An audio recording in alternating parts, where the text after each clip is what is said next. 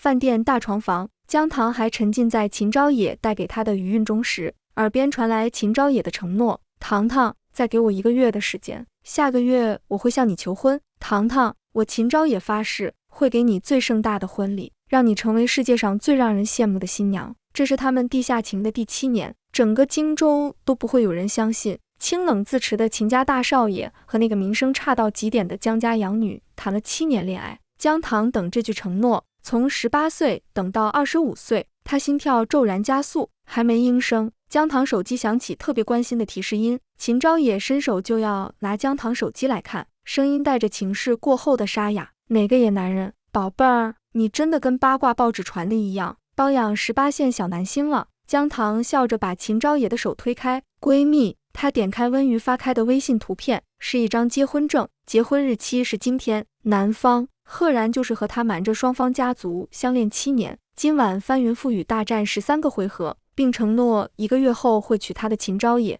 姜糖回复了自己闺蜜温瑜一句恭喜，转头和秦昭野接吻。秦昭野吻技很好，温柔绵长的吻让姜糖喘不上来气，窒息感让她眼角都泛起了泪花。秦昭野还在逼问，就等我1个月，最后1个月，行不行？他说好，我再等你1个月。姜糖咬着秦昭野的唇，用力，直到品尝到血腥味才松开牙齿。秦昭野，相恋7年，我只等你这最后1个月了。姜糖轻车熟路地躲着在饭店蹲守他的小报记者，上了姜家来接他的车，开车的是他哥姜宇洲。男人眉眼阴沉沉的，看着从侧门出来，路都走不稳的姜糖，今晚又是哪个小男星滚上了一张床？姜糖，你是不是还嫌自己名声不够烂？你非要把我们姜家的脸丢完是不是？你看看人家温瑜，书念得好，琴弹得好，名声也好。18岁那年，秦老爷子亲自登门温家提亲，要温瑜给秦家做儿媳妇，嫁给秦家继承人。听说秦家大少爷等了温瑜7年，每年都回去国外陪温瑜一阵子，一直到今年温瑜在国外拿到博士学位。小报记者拍到了今天秦昭野向温瑜求婚的照片，还有2人一起从民政局出来，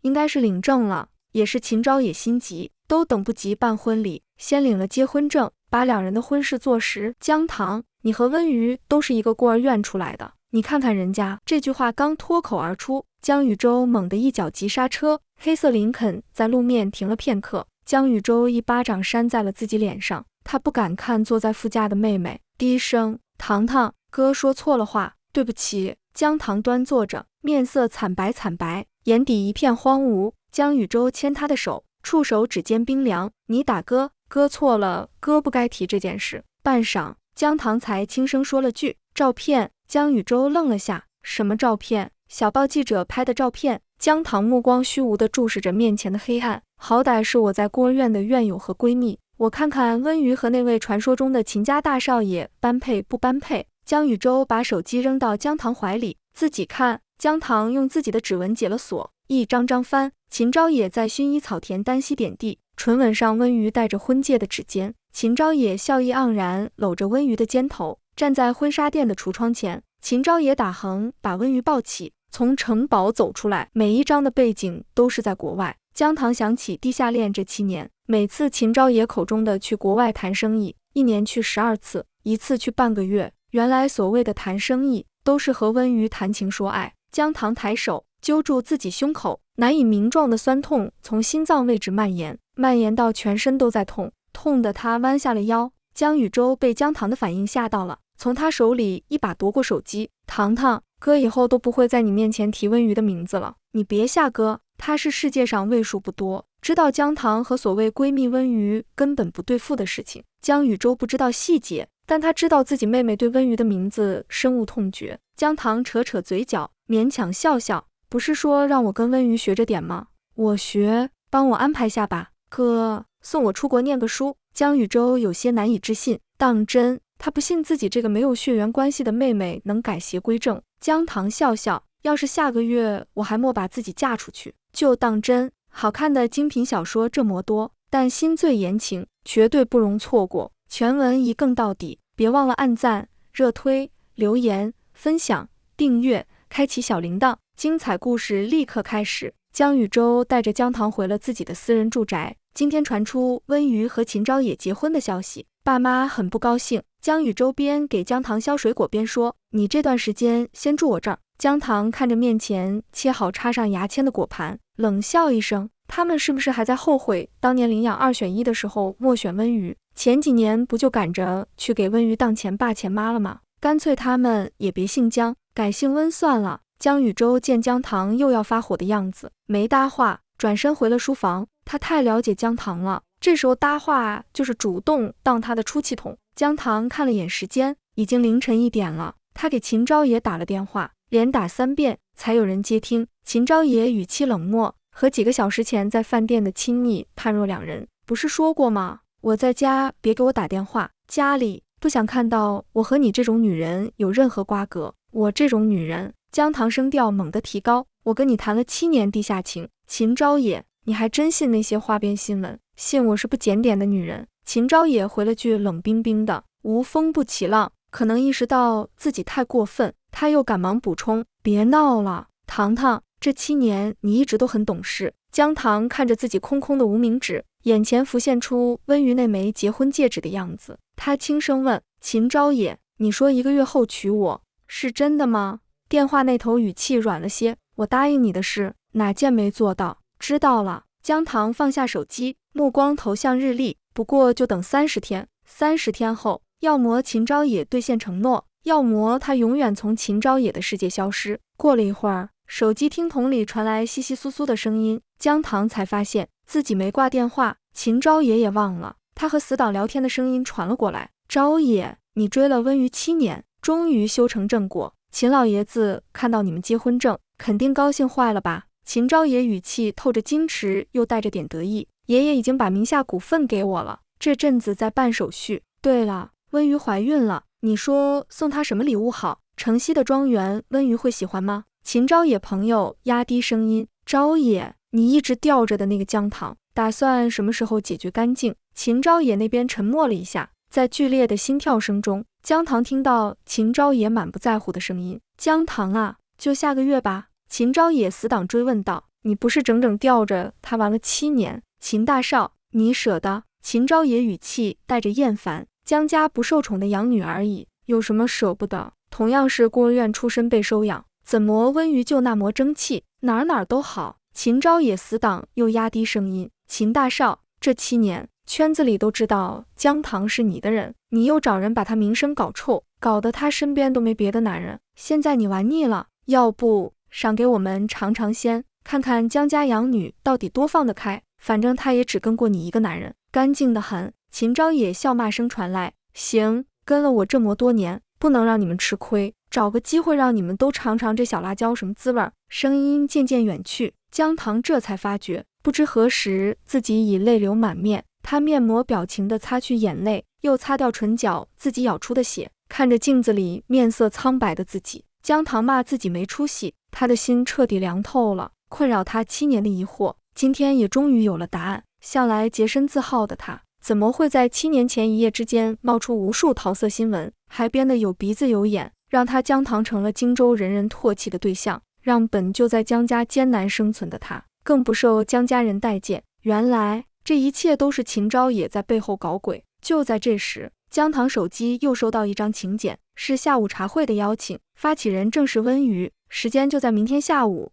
像这种名媛富太太在圈子里举办的下午茶聚会，姜糖向来是收不到邀请的。他名声烂透，在姜家又不受宠，圈子里的人都默认他没有社交价值。第二天，姜糖却去了温瑜发起的下午茶会。他到的时候，已经来了不少人。温瑜就像个发光体，稳稳坐在人群中心，被众人簇拥着。姜糖默默找了个角落，自顾自吃喝起来。当听到秦昭野的声音时，姜糖手一紧，直接捏碎了手里精致的小蛋糕，周围瞬间响起一片羡慕声。温瑜啊，秦大少那么忙，董事局会议都经常抽不出空参加，居然真为了你，肯花1下午时间来和我们喝下午茶。温瑜，你刚开始说能请秦大少来，我们还以为你开玩笑呢。温瑜，你和秦大少结婚证都领了，什么时候办婚礼呀？秦少，我听说您最近在找婚礼场地，有没有机会合作呀？姜糖坐在人群外，目光远远地和秦昭野对上，秦昭野的嘴唇正贴着温瑜的耳朵，一看就是在说夫妻间的悄悄话。温瑜顺着秦昭野的目光望过去，也瞧见了姜糖，他眼中飞快闪过一丝恶毒的笑意。接着，温瑜走向人群外的姜糖，亲热地挽住他的胳膊。姜糖紧紧掐着掌心，不断在心里提醒自己，再等1个月，等秦昭野承诺的这1个月，说不定这个从不对自己食言、和自己相爱7年的男人真的会履行承诺，说不定他真会娶自己回家。就在姜糖几乎忍到极限时，温瑜在他耳边悄悄说了句话：姜糖，你知道昭野怎么跟我形容你的吗？昭野说，你就是个不用花钱，随便哄几句就能轻易上手的荡妇。他是不是答应1个月后娶你？1个月后是我们的婚礼。昭野说，他要在那天让你出尽洋相，让整个荆州都知道姜家养女姜糖人尽可服。昨晚是昭野让我把结婚证发给你的，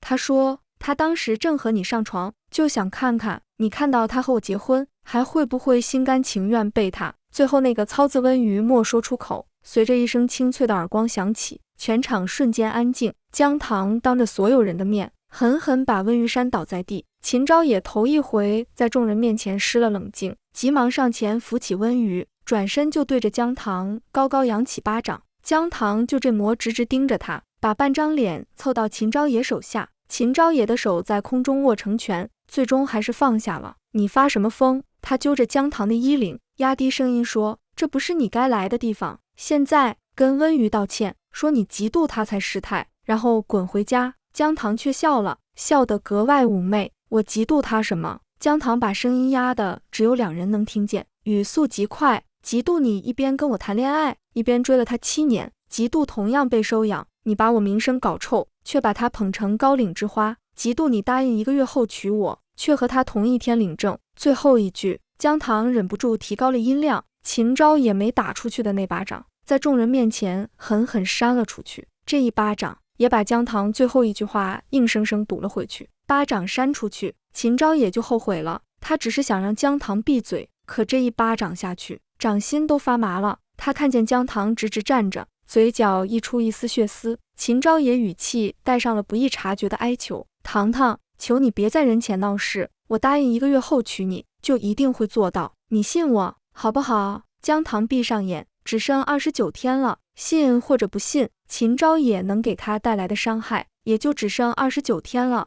我信你，29天后，我等你到姜家提亲。说完这句话，姜糖用尽全身力气转身要走，秦昭也却一把拉住他，糖糖，你还没给温瑜道歉，不能走，今天是他的场子，你得给他这个面子。姜糖眼神冰冷，给温瑜道歉，死都不可能。秦昭也盯着姜糖倔强的样子，突然提高音量，来人！秦昭也让人把姜糖绑了起来，就在今天在场所有人面前，他冒犯了你，温瑜，你想怎么出气都行。秦昭也对温瑜说，别顾忌，姜家那边我来处理。温瑜看着秦昭也似笑非笑、毫无情绪的眼睛，他追问道，怎么处理都可以。秦昭也点头同意。温瑜笑开了，看向姜糖，糖糖，我最近要参加一个国际摄影比赛，觉得你很适合当我的模特，今天就配合我拍一组照片，怎么样？姜糖心里涌起一股不祥的预感。温瑜接着说，不过这组照片我需要的是私房照模特，糖糖，你要是反悔，跟我道个歉，说不该扇我这巴掌，我就让昭也放了你。他一副很大度的样子，姜糖最讨厌温瑜这副模样，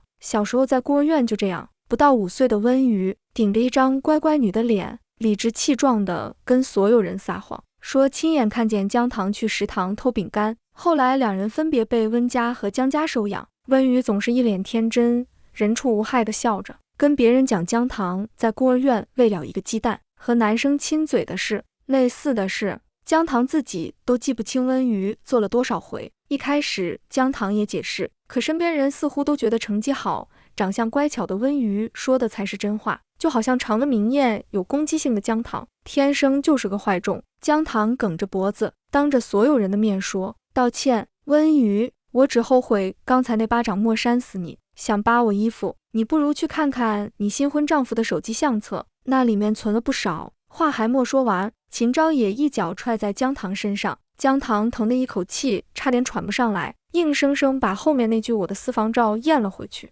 秦昭也不等温瑜开口，直接一挥手，温瑜不是要模特吗？把姜糖衣服扒了，温瑜什么时候拍够，什么时候停。他语气残忍，反正姜糖小姐从18岁到25岁，在荆州的名声就没好过。今天在大庭广众下脱了，也好让大家看看姜糖小姐到底有多少风流资本。姜糖嘴里满是血腥味，不知道是刚才秦昭也那一巴掌，还是这一脚踹的。他咽下带血的唾沫，眼神比秦昭也还狠。秦少，你脱，也让大家看看你睡了7年的女人。话没说完，又被秦昭也凌厉的掌风打得脑袋一片，话也被堵在了嘴里。姜糖耳朵里全是被打出来的轰鸣声，他苦笑着。就在昨天，他还幻想着秦昭也和温瑜只是家族联姻，幻想自己才是秦昭也的真爱，幻想秦昭也会和温瑜离婚，1个月后履行娶自己的诺言。可今天的事实清清楚楚告诉他，他不过是秦昭也的玩物，被他整整玩弄了7年。到秦昭也玩腻要抛弃他的时候，还要给他致命一击。突然，惊呼声响起，一个巨大的黑影快速靠近。姜糖抬头一看，原来是靠墙的书柜失去平衡，朝着他这边砸过来。要是这书柜实打实砸在他身上，不死也得残废。秦昭也本能地朝着倒在地上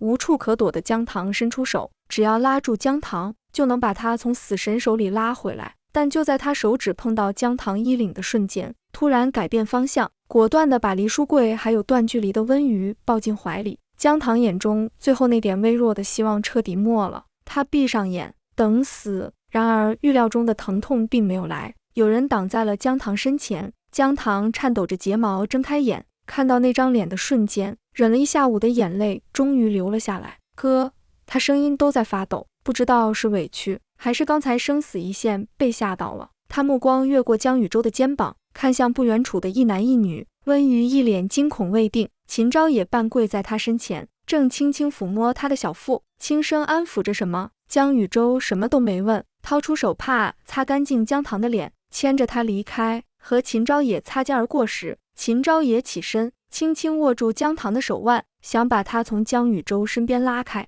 糖糖，不是刚才不救你，是温瑜怀了孩子，你能理解的，对吧？姜糖麻木的笑笑，秦昭也弯下腰，语气更加卑微，我只要1个月。姜糖，我知道这段时间你可能听到了些传言，但你相信我，那些都不是真的。我已经在准备我们的婚礼了，还剩29天，我答应你的都会做到。你这几天乖乖的，外面传什么都别听别信，好不好？姜糖疲惫的点点头，再疼再伤心，也就这几天了，他就等着瞧，看看秦昭也要怎么给他们这7年见不得光的感情画上句号。江宇洲带着姜糖回了家，等姜糖情绪稍微平复了些，江宇洲才缓缓开口，想跟哥说点什么不？比方说你跟秦昭也的事儿。姜糖摇摇头，沉默不语。江宇洲伸手摸了摸妹妹的头顶，不想说就不说吧。你昨天提的出国留学的事儿，哥已经在办了，只是需不需要哥送你出国的时候，顺便把你的身份信息全抹掉？虽说秦家在荆州权势大，但藏个人这种事儿，哥还是能搞定的。姜糖点了点头，哥要出差1周。江宇洲拉起行李箱，这1周你老老实实待在家里，哪儿都别去。秦家你对付不了，温瑜的心机你也应付不来，江家那几个老家伙又一直看你不顺眼。江宇洲再三叮嘱，天大的委屈，都等哥回来再说。姜糖很听话，以前在荆州，他敢嚣张跋扈，惹是生非，那是仗着秦昭也会给他撑腰，毕竟那时秦昭也是他的地下恋人。可现在不是了。江宇洲走后，姜糖乖乖待在家里，一步都没出门，直到秦昭也打来1通电话。糖糖，你现在应该冷静下来了，我们见个面好不好？我把这段时间发生的事儿当面跟你好好解释解释。电话那头，秦昭也的声音温柔又缠绵。姜糖手按在胸口，感受着那一瞬间难以抑制的慌乱心跳。好，秦昭也语气里满是欣喜，我这就去接你。好，秦昭也来得很快，仿佛什么都没发生过一样。他牵着姜糖的手上车，还贴心的侧身帮姜糖系好安全带。直起身时，在他鬓角落下一吻。姜糖一上车就犯困，喝了几口秦昭也递来的饮料，很快就昏昏沉沉睡过去了。等他睁开眼，四周一片漆黑，患有黑暗恐惧症的姜糖顿时声嘶力竭地尖叫起来。秦昭也，你要干嘛？放我出去，快开灯啊！他被反绑着扔在地上，动弹不得，看着周围无尽的黑暗，姜糖恐惧的几乎要吐出来。秦昭野，你开灯啊！我求你开灯！秦昭野的声音在不远处响起，冷漠又无情。糖糖，我知道你怕黑，这是我能想到对你不听话最温和的惩罚了。你为什么要把温瑜藏起来？我不是说了下个月一定会娶你吗？你为什么就不听话，非要擅自行动？温瑜怀着我们秦家的孩子，这可不是开玩笑。你别闹了，告诉我温瑜在哪儿，不然，糖糖，你一定会后悔的。姜糖满脸是泪，望着无边的黑暗。秦昭野，我已经后悔了，求你放过我好不好？我不要你娶我了，我不想等了。过去7年算我活该，你放我走，从此我们就当陌生人。听到陌生人这3个字，秦昭野心里猛地一悸，整整7年，他从没想过姜糖会提出离开。听着黑暗中姜糖的哽咽，这些年两人相处的点点滴滴，在他脑海中如走马灯般闪过。最后画面定格在他亲手为姜糖设计、下个月即将完工的婚纱上。秦昭野紧紧攥着拳头，在掌心的刺痛中开了口：姜糖，我会娶你，但在这之前，我必须知道温瑜在哪儿。他怀着秦家的孩子，姜糖根本听不进秦昭野的话，他尖叫着在地上挣扎扭动，拼命把自己蜷缩成一小团，满脸都是泪水，翻来覆去，语无伦次的只说着一句话：求求你秦昭野，放我走吧，我不嫁给你了。秦昭野终于忍无可忍地吼道：姜糖，我只是想知道温瑜到底在哪儿，我答应会娶你，就一定会做到。我知道我们现在有误会，等婚礼那天，我会一点一点解释给你听。秦昭野的声音带上了无法抑制的哭腔和哀求：糖糖，我这辈子莫求过人，这次算我求你，我只要温瑜的地址。姜糖额头往地上撞去，哭着说：我不知道温瑜在哪儿，我真没有。秦昭野，你开灯啊，求求你。秦昭野就站在门口，手放在开关上，只要轻轻一按，就能结束对姜糖此刻的折磨。秦昭野能感觉到掌心已被自己掐破，温热黏腻的鲜血在指缝间蔓延。他知道姜糖为什么怕黑，小时候在孤儿院，为了抢领养名额，温瑜把姜糖反锁在器材室整整3天，那时的姜糖才4岁。到了第3天，姜糖在器材室放了把火，引来了大人，才没让自己活活渴死饿死。监控看得清清楚楚，温瑜上了你们姜家的车，然后就消失了。秦昭野说：我和温瑜的事瞒着你是我不对，但我有苦衷。糖糖，过去7年你一直很懂事，再坚持1个月，求你了。在姜糖细碎的呜咽声中，秦昭野狠下心说：我知道温瑜以前对你做了很多过分的事，你想报复也正常，但她怀着秦家的孩子，你把温瑜的下落告诉我，这事儿还有转机。姜糖，要是这事儿闹到秦老爷子面前，你们姜家都得遭殃。你不在乎你爸妈，我知道。那姜宇洲呢？你忍心看你哥因为你这愚蠢的争风吃醋行为毁了前程吗？姜糖的哭声瞬间停了一下。姜宇洲，他这长达7年的荒唐爱情，不仅害了自己，还要连累这世上唯一对他好的哥哥。我真的不知道温瑜在哪儿。姜糖突然发狠，用头撞向地面。从小到大，他陷害我的事还少吗？为什么你们就不肯信我一次？秦昭野，你不信我就算了，招惹上你秦家大少爷是我的错，我拿命赔，行不行？这一下，他真的用尽了全力。沉闷的一声，庞福在秦昭野心上开了一枪。秦昭野啪的一声打开了灯，但已经晚了。姜糖无声无息地倒在地上，血从额角慢慢蔓延开来。秦昭野抱着姜糖，一路冲进医院，半身都是姜糖的血。刚踏进医院大门，姜糖醒了，他一眼看见秦昭野的脸，莫等对方关心的话出口，无力的巴掌已经扇在了秦昭野脸上。假惺惺，滚！他挣扎着想要离开秦昭野的怀抱，秦昭野一言不发，只是把人搂得更紧。突然，他冲向急诊室的脚步停住了。姜糖听到秦昭野本就剧烈跳动的心脏，此刻跳得更快了，快得他都担心会从秦昭野胸膛里蹦出来。顺着秦昭野的目光，姜糖看到了温瑜，他好好的站在那儿，身边不仅有秦家的佣人、管家，就连姜糖和姜宇洲的爸妈也在，还有一个姜糖看着眼熟，却一时半会儿认不出的老人。老人大概60、70岁的样子。秦昭野的手突然一松，当着所有人的面刚才还被他死死搂着的姜糖，此刻像垃圾一样被随意扔在地上，看都莫看一眼。姜糖不久前被秦昭野踹在背上留下的淤青还莫消，这一摔，疼得他险些背过气去。可秦昭野就像绕过一堆垃圾一样，直接绕过了他。姜父姜母也莫看自己养女一眼，眼里只有他们的前女儿温瑜。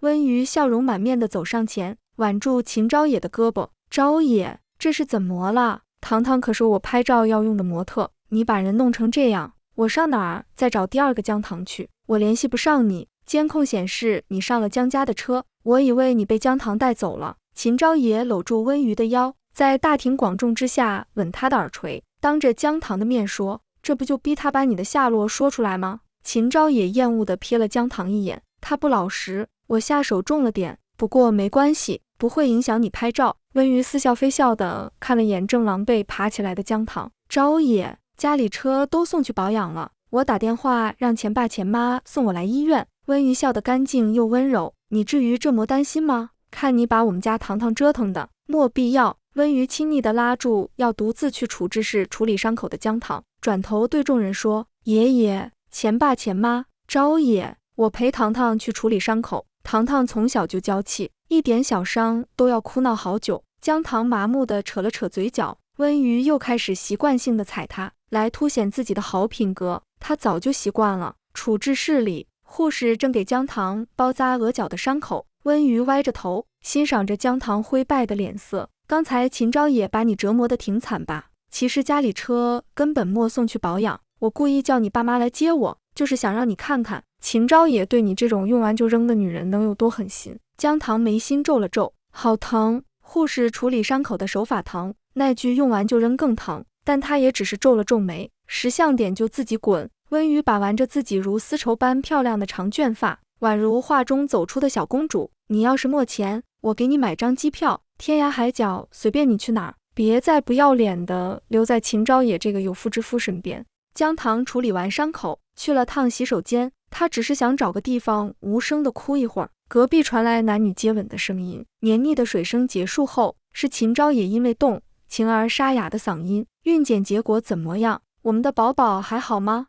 温瑜声音甜腻，医生说很健康，说一定是爸爸的精子质量出色。秦昭野闷闷地笑出声，宝贝儿，我岂只是精子质量出色，其他地方就不出色了。自从宝宝来了之后，我哪里知道你其他地方退步莫退步。温瑜咯咯笑，说不定小昭野都憋坏了呢。拉链声传来，紧接着是秦昭野越发低沉沙哑的声音，小昭野有没有憋坏？小温瑜自己上手试一试不就知道了。姜糖捂着嘴干呕了一声，太恶心了，他1秒都不能在这里多待。姜糖逃命一样冲出洗手间，离开医院，打车回了姜宇洲的私宅。他给姜宇洲打电话，他不会再等秦昭野的承诺了，就算秦昭野得了失心疯，真的履约，他不要他娶自己回家，太脏了。给姜宇洲的电话响了3声就被接通。怎么了，姜糖？听见姜宇洲的声音，姜糖的眼泪唰的就下来了，他张嘴就要哽咽出声，话脱口而出的瞬间，他听见姜宇洲那边传来催促声，是一个有些清冷的女声。姜总，和对面约定的时间已经过了5分钟，您需要取消会议吗？姜宇洲飞速地追问了句。姜糖，怎么了？说话。姜糖沉默地挂断了电话，他给姜宇洲发了信息，没事，睡觉不小心压到手机了。姜宇洲，发个自拍给哥看看。姜糖看了眼镜子里眼睛红彤彤的自己，在相册里找了张照片发过去。姜宇洲那边莫再回复，应该是糊弄过去了。姜糖麻利地收拾了行李，订了最快的一趟国际航班，打了辆专车去机场。司机来得很快，姜糖一个人拖着2个行李箱，一个旅行袋，还有一个大背包。司机并没有帮他搬行李的意思。姜糖一个人气喘吁吁地收拾了行李，上车，车门被反锁。秦昭野的声音传来，温柔的，却又带着刻骨的寒意。糖糖，在我身边懂事了7年，怎么忽然就不听话了？这么多行李，还是去国际机场？你这是打算逃到哪儿？答应的好好的，等我1个月，反悔了。7年前发誓的一生一世不离不弃，喂狗了。姜糖被秦昭野锁了起来，在京郊路院。秦昭野临走前，在姜糖的卧室放了本日历。他说，从今天开始撕掉24张，就是我们结婚的日子。秦昭也拿走了姜糖的手机，吩咐了管家和佣人们，姜糖不能迈出鹿院半步，不能接触任何人，除外，他是自由的。姜糖站在京郊鹿院的山顶，俯瞰整个庄园，这里是秦昭也特地给他建的。大三那段时间，姜糖忽然就痴迷上了鹿这种动物，他喜欢鹿矫健的四肢，干净的眼睛，温驯地把头伸过来时绒绒的触感。他频繁地拉着秦昭也去动物园喂小鹿，直到有一次被秦昭也家的大伯给撞见。秦昭也从头到尾都把姜糖护在身后，莫让他大伯看见姜糖的脸，和对方滴水不漏的应答，把人送走。后来秦昭也大概1周末来学校，那时候的姜糖懂事，秦昭也不来，他记着他说过的不要主动联系，尤其是秦昭也回秦家的时候。等再见到秦昭也，是荆州大学的期末周，那天荆州下了好大的雪，秦昭也的脸色比雪都苍白，却搂着姜糖，说有礼物给他，那件礼物就是京郊鹿院。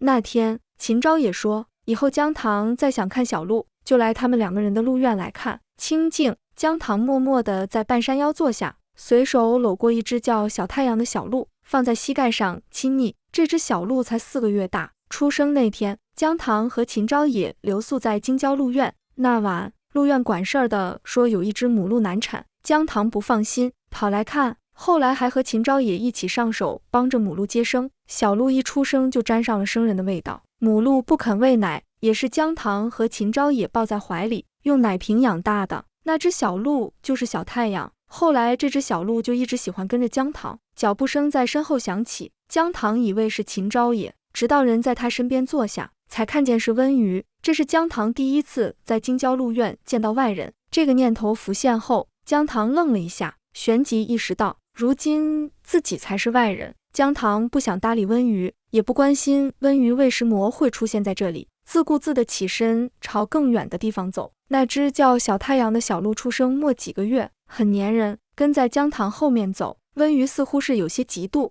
跟在姜糖身后追着问，这个小鹿很听你的话，你怎么教的？姜糖没搭理，从兜里摸出胡萝卜条给小太阳吃。温瑜有样学样，拔了一把草来喂。小鹿只喜欢吃姜糖手里的胡萝卜，也只肯跟他亲热。姜糖喂完了手里的胡萝卜，小太阳探头拱他的衣兜，明显是没吃够。姜糖笑着把小鹿推开，今天没有了。温瑜急不可耐地把手里的杂草往小鹿嘴里塞。姜糖懒得再看温瑜，找鹿院后的小竹楼去，他要休息了。没走几步，温瑜的尖叫声传来，然后是小鹿的哀鸣声。姜糖猛地回头，他看见小太阳咬着温瑜的衣袖，是他习惯跟人类互动的方式，但温瑜显然是被吓到了，一脚一脚地对着小鹿踹了过去。秦昭也在外地处理事情，连夜赶回来的，他冷漠地看了一眼姜糖，就径直朝着温瑜休息的房间去了。门没关，一墙之隔，姜糖听着隔壁的声音，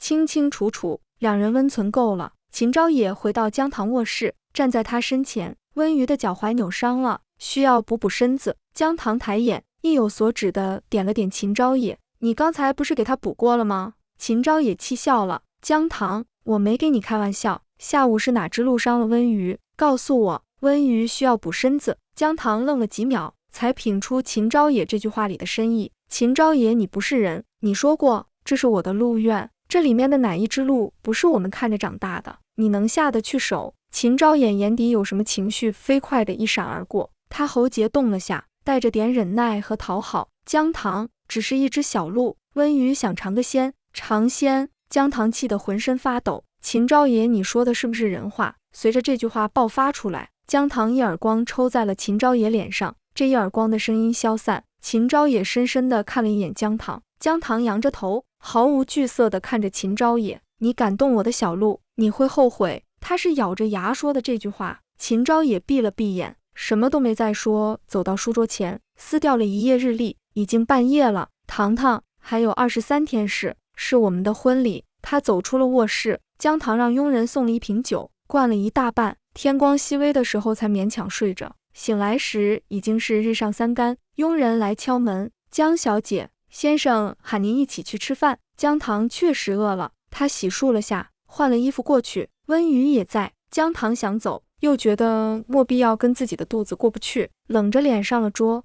动手给自己盛了碗汤。秦昭也当着温瑜的面盛了米递过去，控制体重也要吃点主食。姜糖没接，秦昭也不觉得尴尬，自顾自的又夹了几筷子青菜，鹿院里自己种的，比市场上的好吃。秦昭也说，知道你嘴挑，但这个你可以试试看。温瑜细嚼慢咽，就好像没看见自己新婚不到1周的丈夫和他的地下情人眉来眼去。秦昭也最后拿起姜糖的汤碗，加了几块肉进去，他温柔地说，吃肉不发胖的，别挑食。就好像温瑜不存在，就好像京郊鹿苑还是他和姜糖的京郊鹿苑，和前几天当众给姜糖巴掌的秦昭也判若两人。姜糖看了眼温瑜，心想她嫁进秦家确实有点本事，最起码能忍。这么想着，肚子又咕噜咕噜叫了几声。姜糖拿起筷子，先是吃了口青菜，然后是米，最后在秦昭也温柔的注视和温瑜似笑非笑的眼神中，吃了一块肉。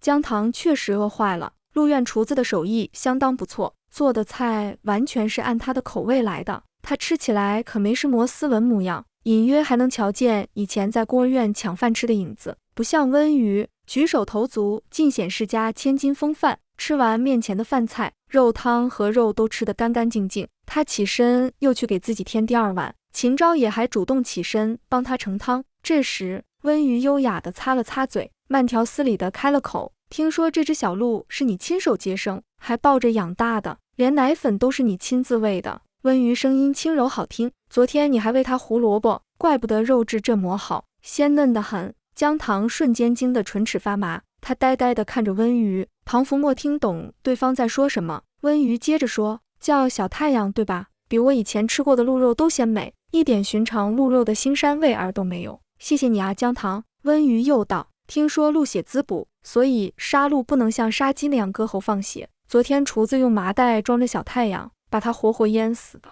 温瑜继续说，厨子没石磨经验，折腾了10几分钟，把你的小鹿在溪水里按了好多次，他才断气，意识到自己刚才吃的究竟是什么。姜糖胃里一阵翻江倒海，恶心至极，他连转身都来不及，痛苦地弯下腰，胃液和刚吃下去的东西一股脑全吐了出来。他吐得太过惨烈，胃里东西吐完后，那股恶心感仍挥之不去，再吐出来的就带着黄绿色的胆汁。最后当着秦昭也的面，他竟呕出一口血。姜糖用手背抹去血迹，眼神如饿狼般凶狠，染血的指尖直指秦昭也的鼻子。你早就知道，是不是？你故意劝我吃肉的，是不是？秦昭也，你简直不是人！你明明知道我把小太阳当孩子照顾，他就是我的孩子啊！姜糖泣不成声，将来你要是有了自己的孩子，难道也要杀了他吃肉吗？话刚说完，他又吐出一口血。秦昭也显然没料到姜糖会被刺激到吐血，他一直平静的眼底终于泛起惊涛骇浪。温瑜在一旁悠悠补刀，昭也何止知道，要不是昭也帮忙，厨子哪能抓到这畜生？他太机灵了，昨天我打了他，今天就知道躲着我，还是昭也出面，才把你的小太阳骗了出来。姜糖只觉得浑身剧痛，疼痛从胃部蔓延开来，他满是恨意地看向秦昭也，紧接着他随手抄起盘子，直接朝着温瑜的脑袋砸去。原本他下一个目标就是秦昭也，但鹿院佣人反应迅速，姜糖一盘子把温瑜脑袋砸出血后，他们立刻呼喊着保护太太，一群人七手八脚地按住了姜糖。姜糖被拖走了，他最后看到的画面是秦昭也将温瑜紧紧搂在怀里，眼底满是心有余悸，看向自己的目光幽深又复杂。秦昭也咬牙切齿，指着姜糖对众人下令，把这个疯女人给我锁进地下室，没有我的允许，谁都不许放她出来。姜糖被扔进地下室前，看到秦昭也搂着温瑜，庞福要将她揉进自己的骨血里。姜糖嘴角挂着血，却笑了出来，硬生生把眼泪憋了回去。从照片，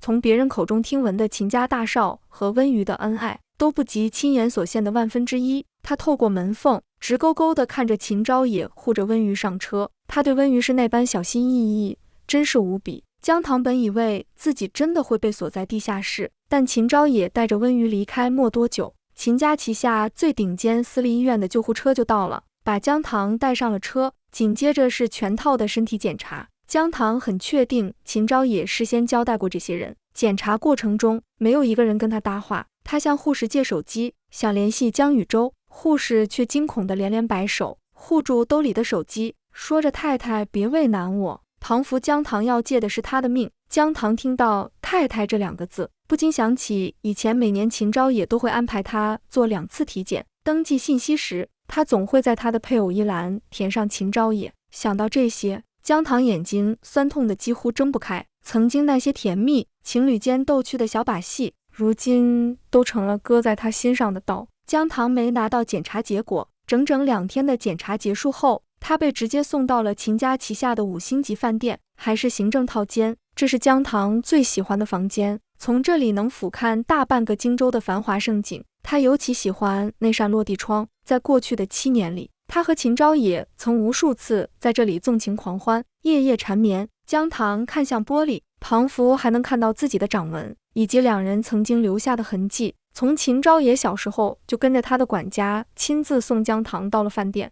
不出所料，电话线被切断了，但姜糖在床头柜看到了一本日历，正是京郊路院的那本，还剩下20页。管家反锁门时叮嘱道：姜糖小姐，大少爷说了，等这本日历撕完，他会亲自来接您回家。姜糖麻木递到了谢，躺在床上，他实在太累了，很快就沉沉睡去。接着他做了个漫长的噩梦，梦境中他回到了孤儿院，那时他和温瑜是孤儿院里最漂亮的2个孩子，唯一不同的是，她的漂亮明媚张扬，而温瑜的漂亮含蓄温婉。即便如此，女孩还是不容易被领养，尤其是像温瑜和姜糖这种年纪稍大已经记事的孩子，领养家庭都担心带回去养不熟。姜糖一直把温瑜当成好朋友，有一次园长无意间提到这几天会有个富商来领养女孩，当晚姜糖就被温瑜骗到器材室找东西，然后被反锁在里面整整3天。要不是姜糖在器材室找到一副老花镜，点燃就报纸，他早就没命了。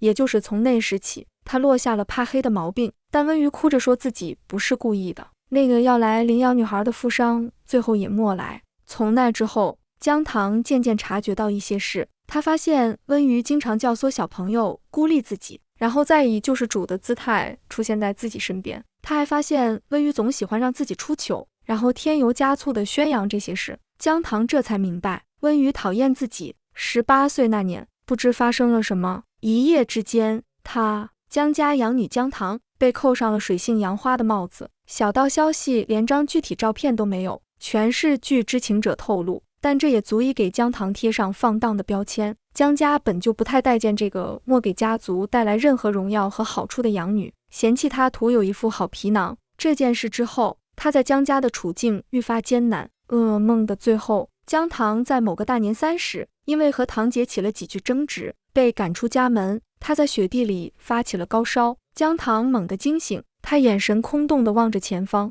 过了许久，才想起自己身在何处。这时，一道清脆悦耳的电子门铃提示音响起，姜糖看向行政套间的大门，就在刚才，门被人无声无息地从外面打开了，但没人进来。姜糖轻手轻脚地走出房门，饭店长廊空无一人，但他隐约听到说话声。姜糖本能地顺着声音的方向走去，只要能找到人，借到手机，联系上姜宇洲，他一定会带自己回家。在一间套房外，透过门缝，姜糖听到了里面的喧闹声。听说今天拍卖会的压轴拍品是一张房卡，稀奇吧？房卡，那有什么意思？不过能当压轴拍卖，难道房间里有什么好东西？你猜对了，据说房间里有个美人儿，女人。我们这种人身边可不缺女人，就算是行政套间，送个女人能是什么稀罕货色？秦大少前几天刚结婚，难不成是温？嘘，你找死啊！温家千金的名字你也敢提？你不知道秦大少对温家千金宠成什么样了？从温瑜18岁，秦家老爷子给秦昭也和温瑜订了婚之后，温瑜每年生日，秦昭也的固定节目就是游轮、派对、烟花、跑车，房产庄园也是随便送，要是光花钱倒也罢了，关键是秦昭也还愿意在温瑜身上花心思。东南亚那边几个岛都是给温瑜度假用的，法国的红酒酒庄也是温瑜喜欢的，薰衣草庄园只给温瑜供货，温瑜的护肤品、香水全都是秦大少找人定制。温瑜不是在国外念书吗？我侄女儿也在那学校，说每逢考试周，秦昭也都会亲自飞到温瑜的学校，手把手带他复习功课。男人爱女人就得这样，光舍得花钱可不够，关键还得花心思、花时间。姜糖咬着嘴唇，静静地听着。在温瑜和秦昭野结婚之前，他压根不知道两人还有这些交集。如今看来，他不过是秦昭野用来消遣寂寞的工具，说白了就是个床伴。姜糖正打算离开这，去别处找人借手机，却又听见里面传来议论声。我打听清楚，今晚秦大少送来那张房卡是什么意思了？是关于一个女人，可不是普通女人，是姜家那个传闻中风流成性，据说滋味超不一般的养女。姜糖，听说姜糖得罪了温瑜，这是秦大少给他的惩罚。最刺激的是，今晚这张房卡可不是只卖给一家，前10名竞拍者都能依次进去，尝尝姜糖的滋味。秦大少还说，昨天刚带姜糖去做了全身检查，体检结果干净得很，谁要是不放心，他能提供姜糖最近7年的体检结果。秦大少讲，姜糖是他的自用款，要不是他把温瑜得罪太狠，想给这小辣椒一点教训，还舍不得拿到拍卖场呢。轰！这些话在姜糖脑袋里彻底炸开。秦昭野对自己居然绝情到这种地步，他简直没人性。自己这2天的体检，难怪没拿到报告，原来根本不是为自己做的，他还以为是自己吐血。秦昭野担心，还以为自己和秦昭野多少有点可笑的旧情。姜糖根本不敢想象今晚自己会遭遇什么，他咬着嘴唇，像只无头苍蝇在饭店长廊里狂奔。他要逃，突然有人从背后勒住他的脖颈。这人个子很高，手臂力气很大，身上的味道很熟悉，是秦昭野常用的香水味。男人勒着他脖子，粗暴地把他往逃出的行政套间拖。姜糖尖叫起来，秦昭野，你不能这么对我，放开我，我说了不嫁给你，让我走，我们一刀两断，彻底分开。然而勒着他的男人毫无情绪波动，他把姜糖推进行政套间，关门前留下一句含混不清的祝福，好好享受今晚吧，糖糖。那声音就是秦昭野的，虽然含糊，听起来像喝醉了酒，但姜糖确定无疑。门关上了，与此同时，房间里大屏幕亮起，姜糖看到上面正在直播今晚饭店的拍卖会，正在竞拍的正是最后一件拍品。他看到那张房卡摆在拍卖台上，台下的男人们近乎疯狂，争着举牌。10万，我出50万，100万，150万，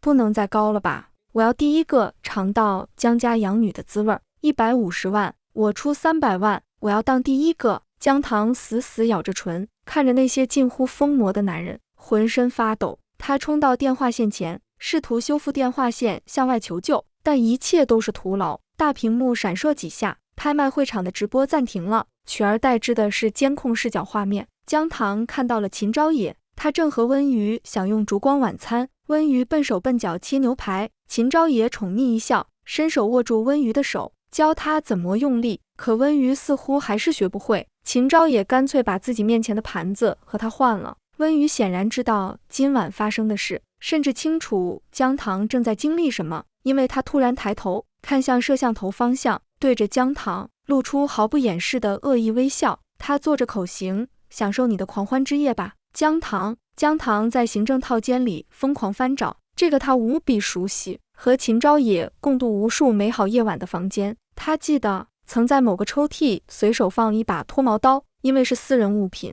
加上这房间算是他和秦昭野的私人空间，不对外，所以阿姨一直默动他东西。直播关了，姜糖不知道外面拍卖进展到什么程度，饭店挂钟滴答作响，像他的催命符。终于他找到了要找的东西，那把精巧的脱毛刀。姜糖开始落泪，哽咽着，手抖得厉害，笨拙地拆下脱毛刀刀片。他今年才25岁，还年轻，虽然恋人背叛，家人也不待见他，但姜糖一直觉得自己未来还长，值得拥有很好的人生。如今看来，他的人生今晚就要终结了，他宁死也不愿受辱。拍卖会应该结束了，走廊传来脚步声，接着是刷卡声，电子门铃响起。姜糖还是狠不下心结束自己生命，他抓着刀片逃进卫生间。姜糖心跳剧烈，以至于只听见自己粗重的呼吸声，没听见进来男人喊他。姜糖最终下定了决心，他用力关上卫生间门，反锁，接着抓起刀片，对着手腕上淡青色血管毫不犹豫狠狠切下去。江宇洲简直要疯了。那天接到姜糖莫名其妙的电话，他就觉得不对劲，心里隐隐不安。他让姜糖发了自拍，确认他没事，但会议开到一半，突然想起刚才那张自拍背景不对，背景是春季，可现在是盛夏。江宇洲以最快速度安排好后续事务，疯了似的连夜开车回荆州，在自己私宅别墅没找到姜糖，打电话也没人接，但别墅门前有监控，他顺着监控查到秦家，又想起那天妹妹在秦昭野面前受的屈辱。江宇洲花重金在整个荆州查秦昭野和妹妹的踪迹，最后得到的答案让他心惊肉跳，恨不得立刻杀了秦昭野。为给温瑜出气，秦昭野囚禁了妹妹，还高价拍卖饭店房卡，他砸了整整1000万，拿到那张房卡，成为第一个能进来的人。可还是晚了一步，他看到鲜红的血从门缝渗出，他拼命砸门，呼喊妹妹名字，却无人回应。江宇洲叫来饭店的人，得到的答复是，这个房间一直是秦昭野的私人套间，饭店方根本没钥匙。江宇洲给秦昭野打电话，秦昭野看到陌生号码时，正和温瑜谈事，两人面前牛排盘子已空，秦昭野眉宇间的温情已化为公事公办的冷淡。他开口，温小姐，你想要体验恋爱浪漫，我满足了，是不是也该履行约定了？秦昭野拿出那份离婚协议书，我们之前就说好了，结婚只是顺着老爷子意思走个过场，领了结婚证，昭告整个荆州，给你肚子里孩子一个名分，然后就离婚。就在这时，秦昭野手机响了，他看了眼陌生号码，直接挂断，重新投入和温瑜的谈判。但温小姐似乎一直在爽约，温瑜，我的耐心已经耗尽，你在京郊路院做的事超出了我的底线。那天在路院，要不是老爷子安排的保镖看着，我不会让你毫发无损走出京郊路院。看在老爷子面子上，我不打算追究这事，但你要识趣，签字吧，该离婚了。温瑜看着面前空盘子，又看看离婚协议书，眼圈渐渐红了，小声啜泣起来。他哽咽着，秦昭野，整整7年，就算是块石头也该焐热了，你怎么这么狠心？他这副楚楚可怜模样，但凡有点心软的男人，恐怕都要犹豫。但秦昭野眼底只有冷漠。从18岁起，我和你之间做的每件情侣间的事，没一件不是老爷子授意。秦昭野没滋没味喝口水，语气平淡，所有名义上我送的礼物，都是老爷子亲自安排。秦昭野看向温瑜的冷漠眼神中多了一丝怜悯。温瑜，你从头到尾嫁的都不是我，我只是被老爷子推出来，给你们孩子一个好名声的工具。我们可以在人前扮夫妻恩爱，但你要是真对我动心，爷爷那边应该也不高兴。他语气极度平静，道出这些年温瑜和秦家的真实关系。温瑜彻底情绪失控，他抓起叉子指向秦昭野。秦昭野，如果我们离婚，你知道我会面临什么？就算之前7年是演戏，你难道对我就没有一丝真心？秦昭野手机第2次响起，还是那个陌生号码，他想都莫想又挂断。没有，他语气斩钉截铁，接着威胁，温瑜，我没时间跟你闹，痛快点签字离婚，不然这段时间传到姜糖面前的那些风言风语，我可不会善罢甘休，否则我一定会让在他面前乱说话的人付出代价。最后这句话充满杀气，温瑜不禁打了个寒战，他抓起笔就要在离婚协议书上签字，可就在片刻前，秦昭野语气里对姜糖的袒护清晰地浮现在他脑海。温瑜压抑的情绪瞬间爆发，秦昭野，你心疼姜糖，怎么就不心疼我？明明都来自同一个孤儿院，凭什么姜糖被姜家收养后，想怎样就怎样，不想嫁人就不嫁？就算名声那么差，姜家也只是嘴上念叨，最多把他关在家门外反省几天。我呢？温瑜尖叫起来，温家千金的仪态全无，从小到大，不管是成绩、比赛还是仪态，只要我没做到最好，迎接我的就是家里的打骂。秦昭野，你见过我身上那些被温家人抽打的伤痕？16岁那年，就因为我在一个舞蹈比赛拿了银奖，爸爸就开车把我扔回孤儿院门口，要和我解除领养关系。我像条狗一样在大街上给他磕头，求他别抛弃我。刚满18岁，你爷爷就说我八字好，要我去秦家给他冲喜。那年你爷爷都60岁了，我父母明知道他说的冲喜是什么意思，可就为了和秦家的合作，亲手把我绑上车，送到你爷爷床上。秦昭也，姜唐就算过得不好，姜家人再不喜欢他18岁生日好歹还有个蛋糕，还有一句生日祝福。我呢，我18岁生日是在一个糟老头子的床上度过的，整整3天。你爷爷莫让我下那张床，你爷爷怕我和他的事传出去影响秦家名声，就把你推出来，说你是我的未婚夫。秦昭也，你知道吗？过去7年，我多希望你真的能是我的未婚夫。秦昭也依旧不为所动。当年领养温瑜，你有的选，是你自己选了温家。我知道你当时做了详细调查，觉得温家更好，更有钱。后来温家无数次要和你解除领养关系，只要你答应，就能离开，去找新的领养家庭。可你自己舍不得。温瑜发泄完了，他本以为至少能从秦昭也眼底看到一丝不忍，但秦昭也眼底却涌起了彻底的不耐烦。温瑜咬着唇，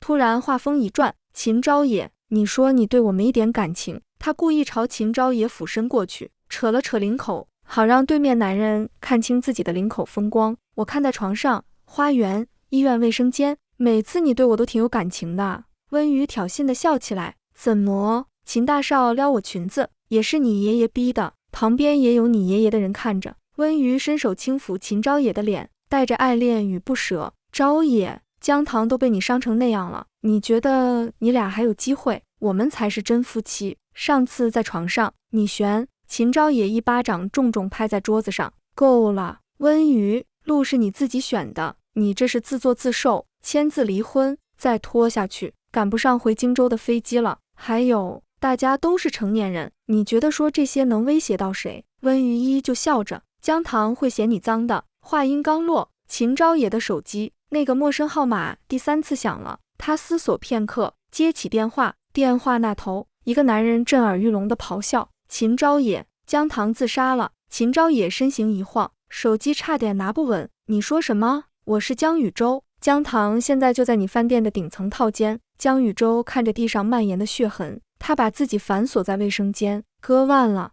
钥匙只有你有，你的人不敢砸门。秦昭也脸上血色尽失，他早该想到的。姜唐性子刚烈，自己这段时间又一直逼他做不愿意的事，这是姜唐在用生命报复他。秦昭也对着电话那头声嘶力竭：砸门，我现在就回去，求你，江宇洲，救救他，急救室外。秦昭也赶到时，只听见江宇洲的声音拉得老长。两个男人对视片刻，江宇洲猛地挥拳，狠狠砸在秦昭也脸上。秦昭也的保镖想阻拦，被秦昭也抬手制止。他任由江宇洲一拳拳砸向自己，庞父这样能让心里的愧疚减轻几分。江宇洲每一拳落下，都伴随着质问：你把姜唐追到手可以，但魏石魔要践踏他的真心。你不想要我们家姜唐了也行，可魏石魔要这样作践他，用羞辱他的方式去讨好别的女人，你脚踏2条船也没关系。可都结婚了，魏石魔还不放过我们家姜唐。秦昭也没有解释，等江宇洲打累了，秦昭也才声音沙哑的开口：好端端的，糖糖魏石魔自杀，就因为我和温瑜，可我已经在和温瑜谈离婚了，糖糖也答应会等我的。江宇洲气得笑了，他把那张房卡狠狠摔在秦昭也脸上：魏石魔，今晚的拍卖会，要不是我砸了1000万，糖糖现在已经……后面的话，江宇洲根本说不出口，光是想想，他都觉得心疼。秦昭也从饭店方面得知了今晚发生的事，饭店经理在秦昭也的气势下几乎站不稳。秦大少，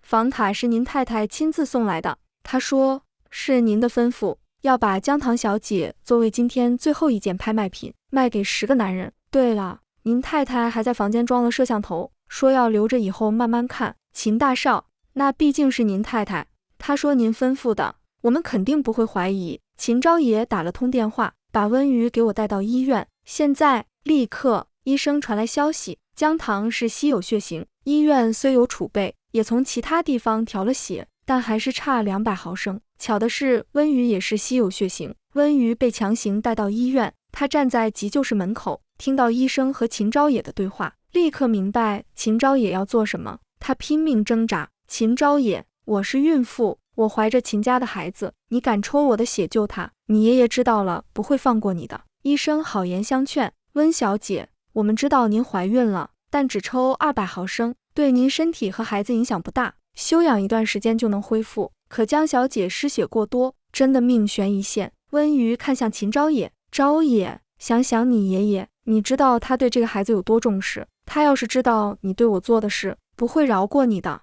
听到爷爷二字，秦昭野眼神有了极其微弱的情绪波动，但很快他冷声说，不用你操心。秦昭野从温瑜手里抽走签过字的离婚协议书，吩咐医生抽他的血。温瑜尖叫着被推进采血室，秦昭野在急救室外站了一整晚。第二天中午，江棠终于睁开眼，看到秦昭野的瞬间，他用力甩开他握着自己的手，你去死吧，秦昭野。说完这7个字，他冷冷闭上眼。秦昭野颤抖着再次握住江棠的手，棠棠，一切很快就结束了，我已经拿到温瑜签字的离婚协议书，只要再办个手续，我就能娶你回家，你都不用等1个月了。江棠庞福墨听见，闭着眼一动不动。秦昭野这才想起什么，棠棠，你是不是因为拍卖的事生气？那不是我做的，和我没关系，都是温瑜的主意。江棠睁开眼，秦昭野赶忙补充，真的，饭店经理可以作证，还有那天参与拍卖的人，我已经派人去找了，他们会付出代价，还有之前我对你做的那些事。棠棠，我有苦衷，可以解释给你听。江棠盯着惨白的天花板，对秦昭野说出第一句话，所以呢，温瑜，你让他付出代价了吗？秦昭野迟疑了1秒，问棠棠，你希望温瑜付出什么代价？江棠嗤笑一声，但眼底毫无笑意。他说，我吃过的苦，温瑜得一样不少的尝一遍。秦昭野毫不犹豫答应，可以。江棠轻声补充，秦昭野，你只有22天。秦昭野眼中刚才的果断消失不见，他沉默许久，才商量着开口，棠棠，温瑜确实怀孕了，秦家很看重这个孩子，不管你想怎么报复，哪怕加倍都没问题，我只求在温瑜生下孩子之后。江棠只回了3个字，不可能。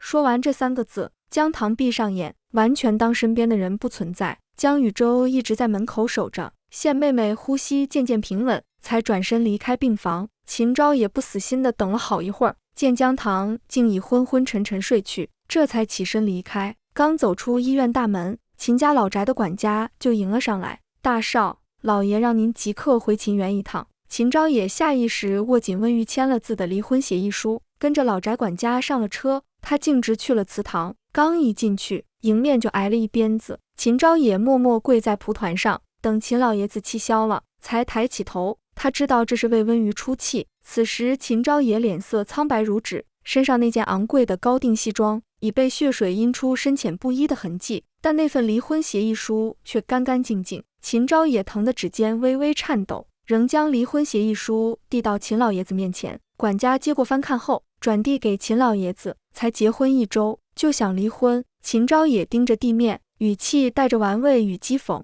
结婚时间长短无所谓，重要的是我和温瑜结过婚，整个荆州都知道她怀的是我的孩子。爷爷您尽管放心，没人会怀疑您老牛吃嫩草。秦老爷子目光如炬，庞福要把秦昭也看穿，你和温瑜离婚还是为了娶姜棠？秦昭也身子一震，秦老爷子冷笑一声，你以为这些年你金屋藏娇，和姜棠的地下恋情，我真不知道。当年你大伯撞见你和姜家那个声名狼藉的养女在一起，回来就告诉了我，还让你在祠堂跪了3天，挨了一顿家法。看来你还是没长记性，非要和这种女人在一起。秦昭也抬起头，爷爷，您知道姜棠当年那些小道消息，是我让人散播的，她其实是个很好的姑娘。秦老爷子对秦昭也这话并不在意，甚至也不关心孙子为什么要故意搞臭一个女人的名声，这不重要。总之，就算你能和温瑜离婚，我们秦家也不会让姜棠这样的女人进门。秦昭也沉默了一会儿，什么也没说，起身离开了祠堂。此刻他满心都是悔恨，恨自己当初只因看到姜棠和别的男生走得近，多说了几句话，还露出在自己面前从未有过的笑容，就不假思索地吩咐秦家旗下媒体毁掉姜棠的名声。在姜棠成为众矢之的，舆论对他的非议沸反盈天时，他又以救世主的姿态出现，告诉姜棠自己相信他，随后对姜棠展开猛烈追求，轻而易举的，姜棠就成了他的女人。可7年前的秦昭也怎么也想不到，当初自己随意的一个决定，给姜棠扣上的荡妇帽子，竟彻底断绝了自己和姜糖结婚的可能。他面色惨白地走出祠堂，看到门口撑着伞站住的温瑜，200毫升血对温瑜影响确实不大。两人对视，温瑜开口道：“爷爷不让你和姜糖在一起，是吗？”秦昭也沉默不语，温瑜握着雨伞的手微微用力，竟主动把伞撑到秦昭也头上。要是那个讨厌的老东西永远从世上消失，我们就都自由了，不是吗？秦昭也知道温瑜的提议如同毒药，可他却忍不住反复琢磨这句话。姜糖在病房闭眼睡觉时，秦昭也看着他的侧脸，脑海里全是爷爷要是死了就好了。姜糖被护工推着在花园晒太阳时，秦昭也想的还是怎么除掉那个老东西。姜糖办了出院手续，挽着姜宇洲的手，商量去哪个国家的哪所大学，选什么专业时，秦昭也弄死老东西的念头愈发强烈。姜糖挽着姜宇洲的胳膊走出医院大门，正好撞见秦昭也，准确地说，是秦昭也在这儿等着他。糖糖，秦昭也急忙走上前，把一本硬壳小本子塞到姜糖手里。你看，离婚证，我和温瑜的离婚证。我从来没爱过温瑜，我和他之间都是家里逼迫的。现在我和温瑜已经结束了。姜糖没接，那本离婚证被塞到他手里后，直接掉落在地。他用看陌生人的眼神看着秦昭也，你还有10天，秦少，10天后，要么让我看到温瑜的下场，我就履行约定和你结婚，要么我和你之间就再无可能。糖糖，秦昭也又开口，姜糖直接打断他，秦少，我知道你在荆州权势滔天，想要的东西就一定要得到，但你最好相信我，你要是再逼我，我真的会死给你看。秦昭也直接在姜糖面前跪下，糖糖，你根本不知道这些年我为了你付出了多少。当年我第一次跟家里说要和你结婚，被狠狠训斥，还挨了家法，3天都下不了床。后来我带你去公园，被秦家人撞见，闹到爷爷那里，我在祠堂跪了3天，到现在阴天下雨，膝盖还会疼。家里知道我一直对你念念不忘，到现在该给我的股份都没给全，在集团里还一直扶持更听话的秦家后人，可我才是秦家唯一的继承人啊。姜糖只冷冷说了4个字，关我何事？想了想，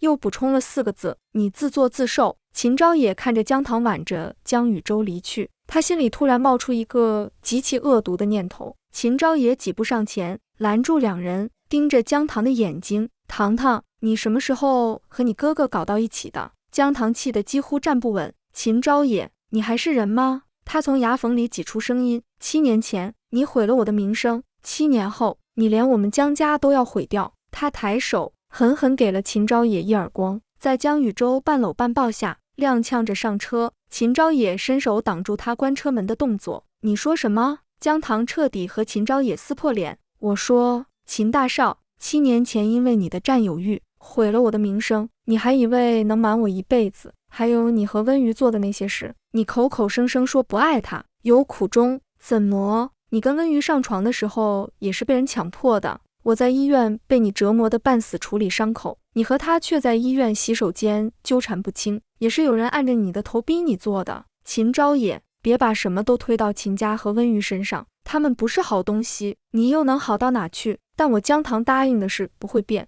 ，10天，让温瑜尝一遍我受过的苦，我们就结婚。荆州的8月，雷暴天气格外频繁。秦昭也坐在秦氏集团顶楼，盯着面前摆放的手机，他在等一通电话，一通告知秦老爷子和温瑜死讯的电话。这是他能想到的，让姜糖回到自己身边的唯一办法。主意是温瑜出的，他说会以孩子为借口，让秦老爷子带他去城郊疗养院住几天，之后让秦老爷子独自返回荆州，再由秦昭也买通司机，制造一场天衣无缝的车祸。但秦昭也要温瑜和秦老爷子一起死，于是他买通司机后，又让家庭医生给秦老爷子送去一份温瑜的检查报告，大意是温瑜必须跟着秦老爷子一起回来入院保胎。以秦老爷子强势的性格，温瑜根本无法推脱，只能上车，然后告知秦昭也今晚计划取消。但秦昭也不打算取消，他要两人一同赴死。晚上7点，雨越下越大，随着一道惊雷炸响，秦昭也的手机铃声突然响起，来电显示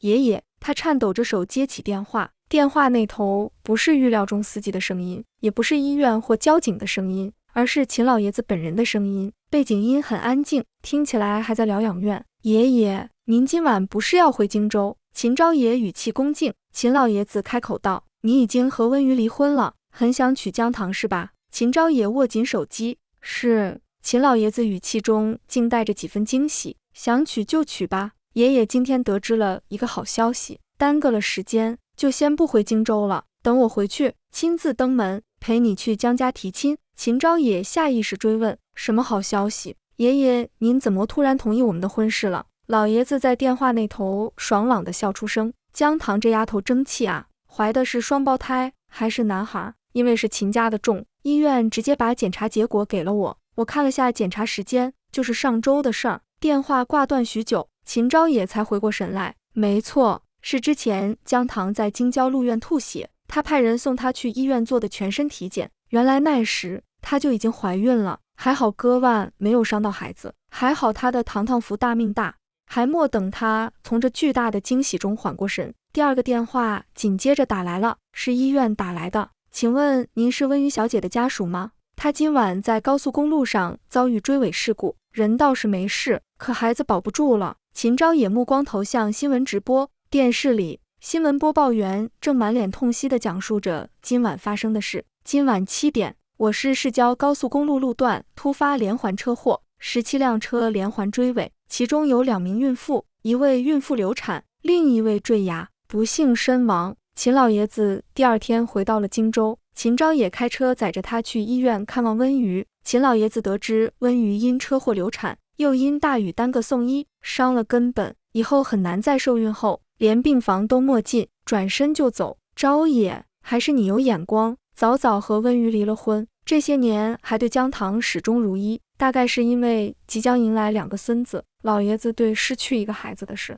到末表现出太过沉重的打击。他兑现承诺，真的带着秦昭也去姜家提亲。去之前，秦昭也给姜糖打电话，关机，他没太在意，给姜糖留了言：“糖糖，温瑜已经得到应有的惩罚了，你怀孕了，你知道吗？还是双胞胎，2个男孩呢。你也晓得我们秦家很看重后代，爷爷知道后可高兴了，明天要亲自上门提亲，以后姜家人都得看你脸色行事。不过这样一来，我们婚礼真得早点办，不然等你肚子显怀了可怎么办？”第二天，秦昭也一大早就准备好东西，打算去姜家提亲。到了姜家别墅，他敲了半天门，却没人应答。秦昭也在门口站了会儿，不知怎地，似乎闻到一股淡淡的东西烧焦的味道，就好像有人在这里烧过纸钱。秦昭也心里突突跳了2下，他又开车前往姜禹州的私宅，依旧没人。秦老爷子的脸色已经难看至极，他满心欢喜，觉得自己给足了姜家面子，让孙子和姜家养女奉子成婚，却接连吃闭门羹。“爷爷，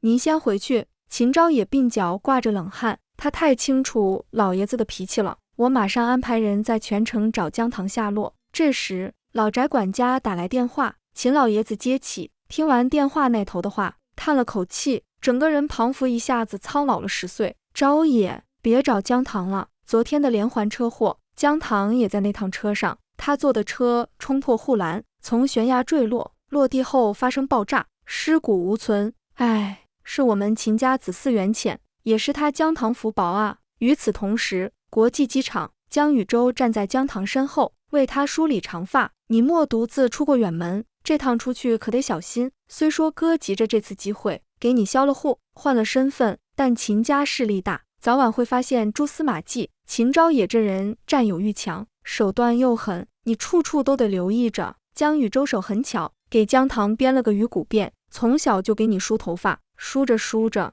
小丫头都长这么大了。姜糖眼眶有点发酸：“哥，我不想走，还是出去避一阵吧。”秦昭也没见到尸体，肯定不甘心。不过糖糖，你别太担心，秦昭也有把柄在哥手上。姜糖好奇地问：“哥，什么把柄啊？”姜禹州笑笑，捏了捏他的鼻子，没回答这个问题，而是说：“现在你换了身份，也不在姜家户口本上了，你可以不用叫我哥了，不叫哥叫什么？”姜禹州耳尖微微泛红：“叫我的名字，糖糖，我不想听你叫哥哥了，想听你叫我的名字。”目送姜糖登上飞机，姜禹州转身离开机场，径直前往医院。车在医院门口停下，他没下车，亲眼看着温瑜被人拽出医院，他还在挣扎，却无济于事。江宇洲手机收到一条短信：周哥，怎么处置？江宇洲回复：他对糖糖做的那些事，让他一样不落，全场一遍。江宇洲看着温瑜被人扯掉衣服，被迫摆出最不堪的姿势，被拍了一张张照片。周哥，这是在给妹妹出气呢。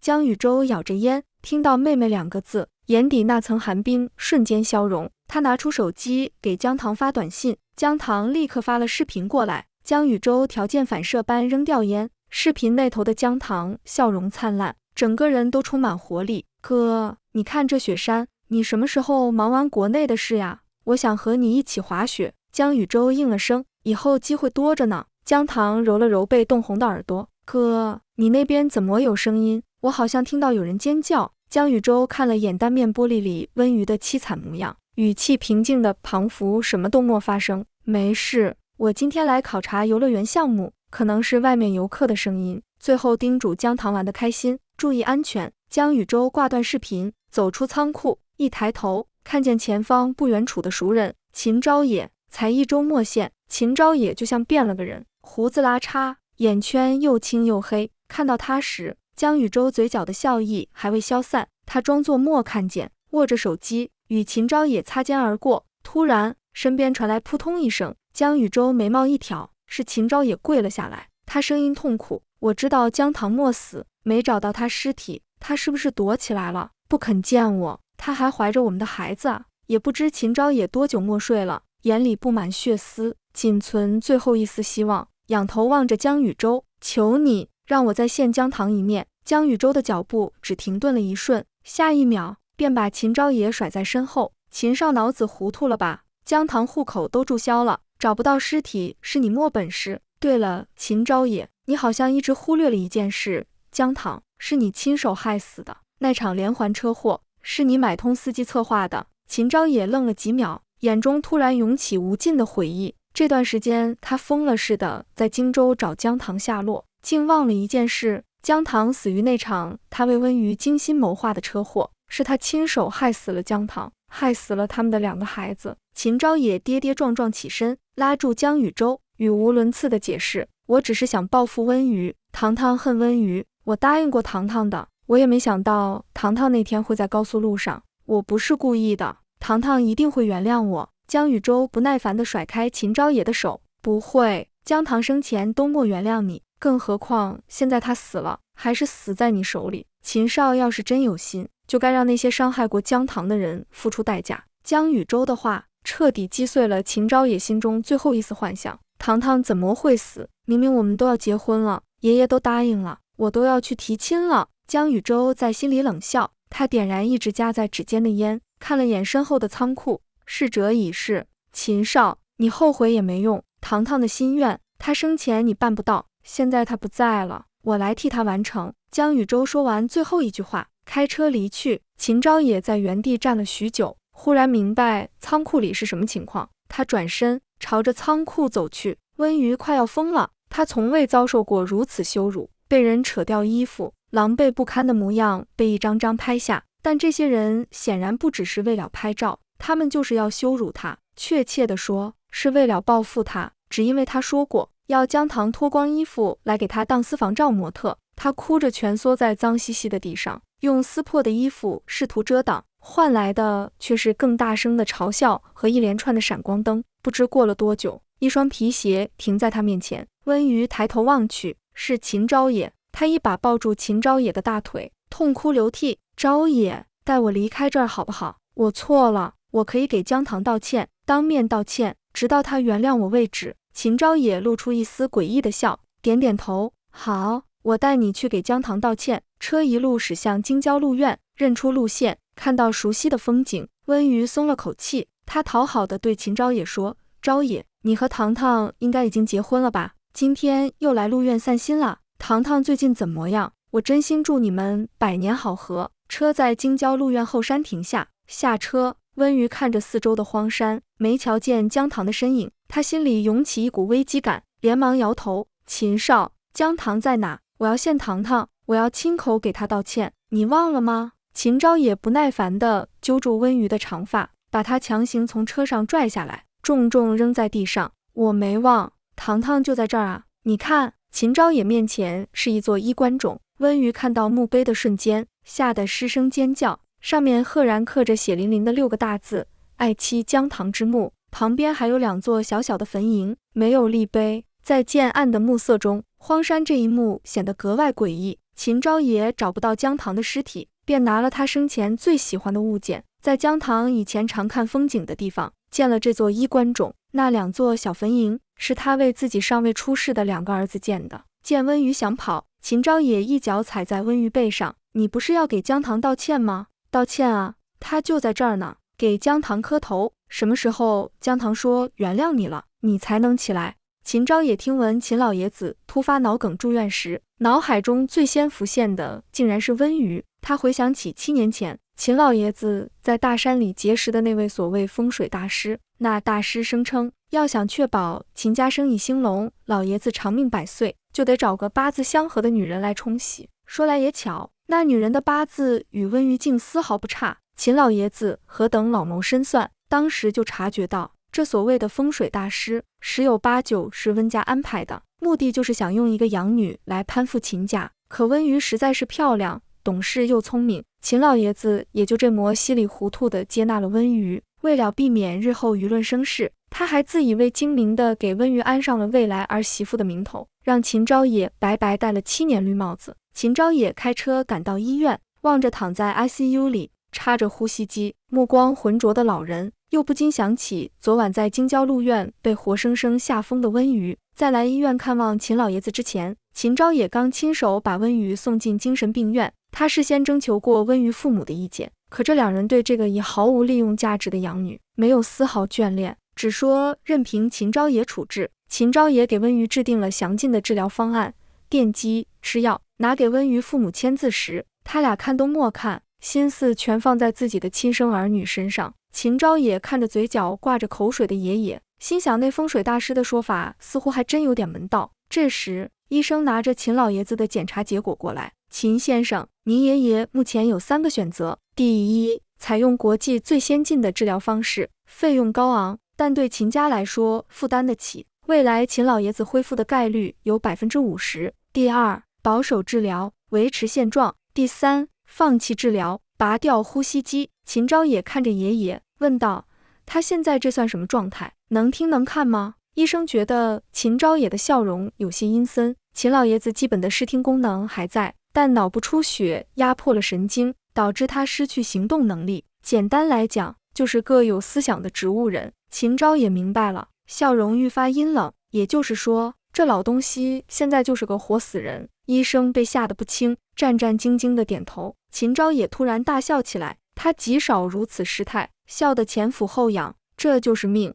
这就是因果报应。秦昭也说道，不用想着治疗了，但他毕竟是我爷爷，我也不能不笑到直接拔管。我觉得现在这状态挺好，医生务必用最贵的药维持我爷爷的生命，一定要让我爷爷长命百岁。我要让他亲眼看着，亲耳听着我是怎么把秦家的基业一点点毁掉的。我要让这老东西生不如死，以此祭奠我的姜糖和我们的2个孩子。秦昭也离开医院后，姜宇洲从医生办公室的隔间走了出来。医生把秦昭也亲自选定的治疗方案拿给姜宇洲看。姜先生，您猜对了。秦昭也亲口说，要让他爷爷一直维持这种生不如死的状态。姜糖在国外玩了足足半年才回国。回国那天，姜宇洲亲自开车去接他。姜糖下意识地戴上口罩和帽子，牵着姜宇洲的手，跟在他身后。姜宇洲明白姜糖心里在想什么，觉得又好气又好笑。糖糖，以后你不用再躲躲藏藏了。姜糖愣了一下，秦昭也放弃找我了。说完这话，他又愣了几秒，都快半年没提起这个名字了。姜糖原以为在想起秦昭也时，心里会有波澜，会有恨意，可并没有。他在脑海里回味秦昭也这3个字，就如同看到一个陌生人的名字。姜宇洲伸手摘掉妹妹的口罩和帽子，让她的长发肆意披散。他没放弃，还在满世界找你呢，但已经无所谓了。秦家已经彻底垮了，现在的秦昭也就算找到你，也掀不起什么风浪。秦家